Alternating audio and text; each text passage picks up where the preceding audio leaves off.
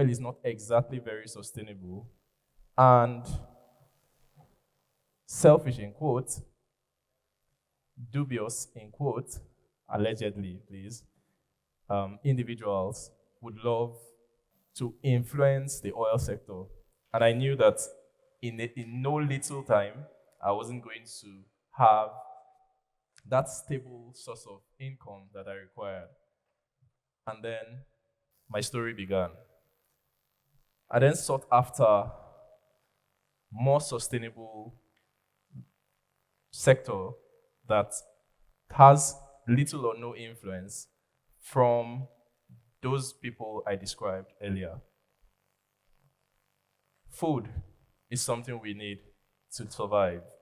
And I realized that no matter how much anyone tries to influence food production or crop production or livestock production, there was never going to be the lack of need for food. Then I looked for how to get into the agri sector from the oil sector. Started working with a few companies where I was able to learn what it takes to produce food sustainably. And in doing so, remember, the goal was to find a way to make money or make that I don't lack any form of money because I was scared of poverty. Um, in doing so, yeah, I've been able to impact over 800,000 farmers by giving them access to credit, access in the form of inputs, access to good agronomic practices, and in the end, leading to an increase in their yield. This increase you see here also has led to the increase in me providing what I call an extra to what is being produced in the country by at least 20%. Doing all of this, don't forget, my goal was to look for money, to look for a sustainable way to not go broke. In doing this, to achieve all of this, technology was leveraged. And being at the forefront of pushing and driving the implementation of technology to improve food production, I realized again that I wasn't just using technology to make the lives of farmers better.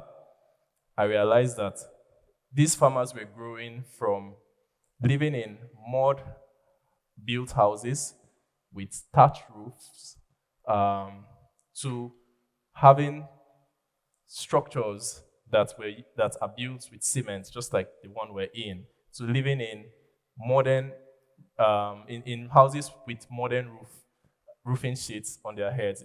From moving from not being interested in education to getting their children going to start attending schools, right? I saw farmers move from not owning any form of mobility to graduating from buying bicycles to motorcycles to tricycles and now even to vehicles. Oh, and also even going as far as owning their own trucks to move goods from one part of the country to the other.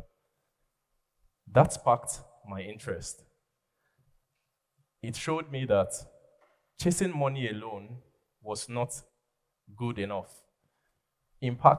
Seeing my work being impacting the lives of these farmers made me more interested in seeing how I can impact better to not just the rural communities where I moved to, but the urban settings, seeing the gaps that the urban settlements also had.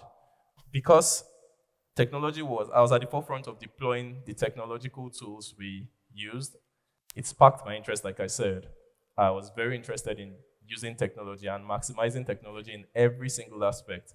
Then I began to see solutions from the angle of technology for every single problem experienced within my immediate community and even outside of my own community. This led me to dive into product production. And by products, I mean applications. First, attempted building a solution I call iServe. And iServe, you can easily see my website there. You see where to find it. Then I also attempted solving a problem I felt or I feel is a problem in the transport sector. Then Zuza came on board. And lastly, I like to play. And when I say I like to play soccer. I wanted to be a footballer prior to even chasing money at all.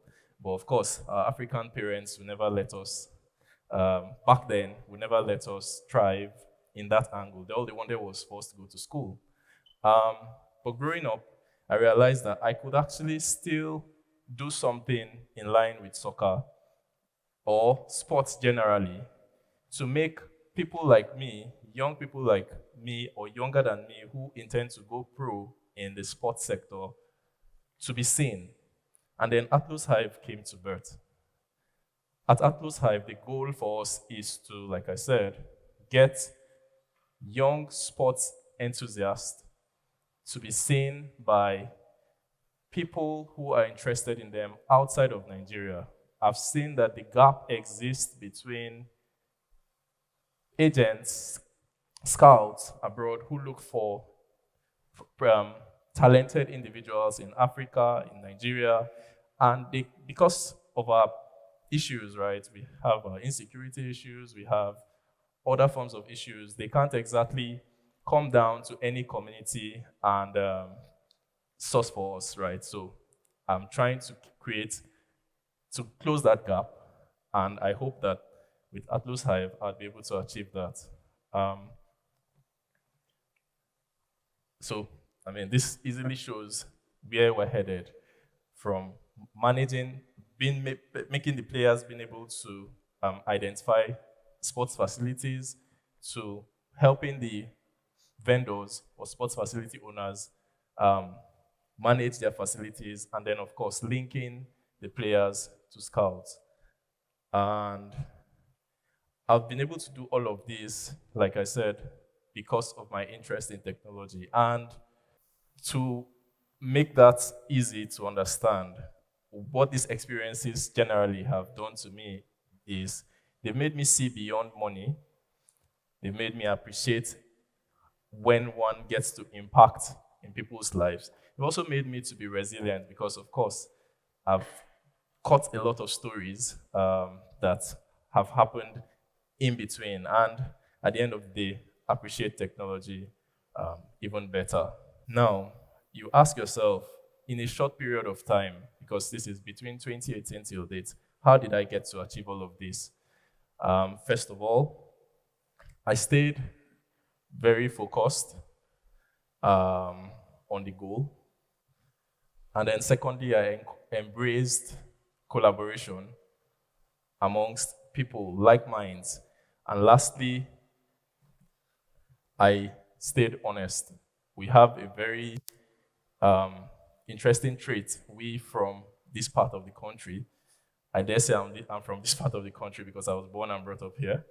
We have a trait of being honest, and that has actually helped to sell my personal brand very effectively. So living here today, I hope that we're able to look for what sparks us, what's that thing that makes us, that's we're very passionate about, and when we find it, use it to solve a problem within your immediate community, and of course, think sustainably as well. If you're able to do that, then you would arrive at what I call your unseen path. Remember, I tried to come from money, and here I am today. Of course, money will still be made. The good book says, for you to be the best or to be the highest, you have to be willing to serve. So that's it from me, and thanks for listening.